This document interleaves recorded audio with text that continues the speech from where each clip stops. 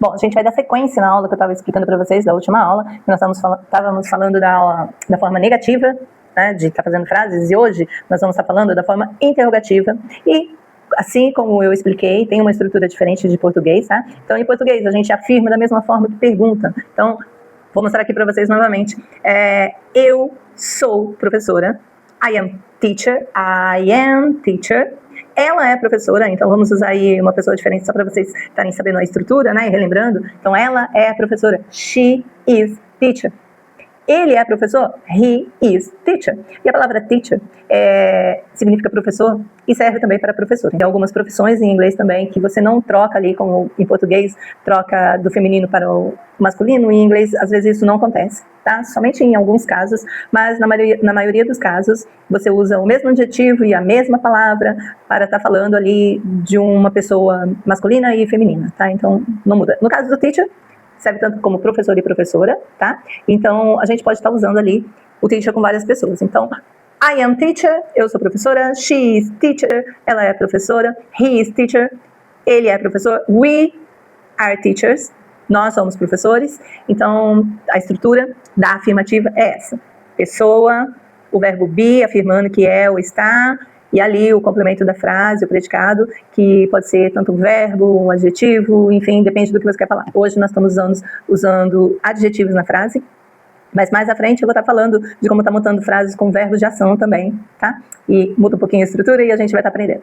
Bom, forma negativa que nós vimos na aula passada. Então, not não pode ficar ali coladinho com a pessoa na frase, tá bom? Então, eu não sou, o não, que é o not, que é a negativa, não vai ficar ali do ladinho da pessoa eu.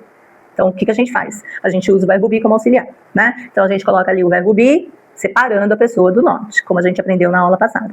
I am not. Então, coloca ali, I am not. I am not teacher. Eu não sou professora. She is not teacher. Ela não é professora. He is not teacher. Ele não é professor. Enfim, a gente faz isso com todas as pessoas, tá? Hoje nós vamos aprender a interrogativa. Então, a pessoa também não pode iniciar a pergunta. Nunca em inglês você vai iniciar ali direto com a pessoa, como a gente faz em português. Então, se eu pegar a frase I am teacher e for fazer uma pergunta, em português, eu só ia colocar ali o ponto de interrogação. Eu sou professora? E colocaria o ponto de interrogação. Em inglês isso não acontece. Então, como que a gente vai fazer para tirar ali a pessoa? Então, olha, duas regras que eu quero que vocês memorizem bem, tá? A primeira, o not não vai ali do ladinho do sujeito da frase, tá bom? Então, o not não vai ali do ladinho da pessoa. Tem que ter alguma coisa entre a pessoa ali, o sujeito da frase e o not, tá? Segunda coisa, a pessoa ou o sujeito da frase não inicia uma pergunta. Então, eu não vou iniciar a pergunta com eu, ele, ela, I, he, she, it, we. Então, nunca você vai iniciar a pergunta direto ali com o sujeito. E, gente, quando eu falo de sujeito, às vezes ele pode vir ali sendo definido por um nome ou por um substantivo, por exemplo, teacher. Se eu falar, the teacher is happy.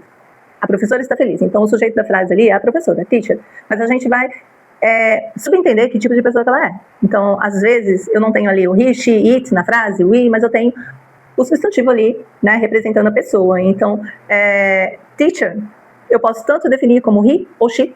Então, a pessoa que representa ali, ela não está na frase, mas a gente subentende, tá? E daí o verbo be, ele vai corresponder à pessoa que nós estamos subentendendo. Então, eu vou explicar isso melhor mais à frente, tá? Bom, continuando a explicação das perguntas, das interrogativas. Você começa, então, em português, a pergunta com uma pessoa, com o sujeito da frase. Em inglês isso não acontece, não pode começar ali a pergunta com o sujeito da frase. Então, o que a gente faz?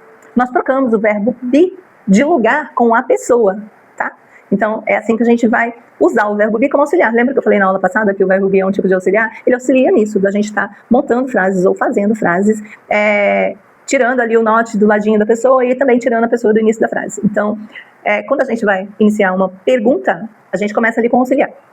Existem alguns tipos de auxiliares, como nós estamos falando de uma forma básica, nós estamos começando do básico, as frases, né, com o verbo to be, então nós vamos usar o verbo to be como auxiliar, tá, gente? Então, se você quer falar que é ou está, que essa é a função do verbo to be, não esqueça. Se você quer falar que alguém é ou está, e você quer fazer a pergunta se é ou está, então você vai utilizar o verbo be, am, is e are, dependendo da pessoa, e é ele que vai estar no início da pergunta, antes da pessoa. Às vezes não exatamente no início da pergunta, porque pode ter alguma coisa antes ali que você vai perguntar, mas ele vai estar sempre antes da pessoa na frase, para fazer perguntas, tá? Então, se eu quero fazer a pergunta, eu sou professora, eu não vou perguntar assim, eu vou perguntar como? Colocando o verbo be. Sou eu professora? Sou eu professora? É ele professor? É ela professora? Somos nós professores? Então, o verbo be vai vir ali, antes da pessoa, na pergunta. E nem sempre no começo, né? Eu falei no começo, mas nem sempre no começo, porque às vezes pode ter alguma coisa ali antes, alguma coisa na frase ali, explicando antes de vir a pergunta. Mas na pergunta, o verbo be, ele vai vir sempre antes da pessoa, ali antes. Então, verbo be e pessoa para perguntar, tá? Aqui no tutorial eu vou estar deixando explicação certinha das estruturas para vocês, mas, como eu tinha falado, me acompanha lá no meu blog, que lá no meu blog, que eu vou deixar o link aqui também para vocês, eu tenho explicações, tenho vídeos explicativos, eu tenho lá gramáticas, tudo explicadinho para vocês de uma maneira melhor, ok? Do que os vídeos aqui, porque os vídeos são rapidinhos, tá? E aqui são dicas de inglês, tá bom? Que eu tô dando pra vocês, de como tá montando frases. Mas um estudo mais aprofundado você vai encontrar lá no meu blog, pode entrar, gente, vocês não vão pagar nada pra entrar, tá? Pode ir lá e olhar o blog à vontade, tem várias coisas lá interessantes também, tá ok? Então é isso, espero que vocês tenham aprendido hoje, então, a estrutura do inglês. Continue acompanhando minhas dicas e, como sempre, manda para aquele seu amigo que quer aprender de uma forma fácil, tá? E quer receber dicas de inglês. Clica no sininho para que você possa estar recebendo os meus vídeos assim que eu postar, e eu vou estar sempre postando. Inicialmente eu queria estar postando todo dia, gente, mas eu não estou conseguindo postar todo dia, mas eu prometo que aí pelo menos umas 2 vezes na semana você vai estar recebendo dicas minhas, tá ok? Se inscreve no canal. E é isso. Bom estudo para vocês e até mais.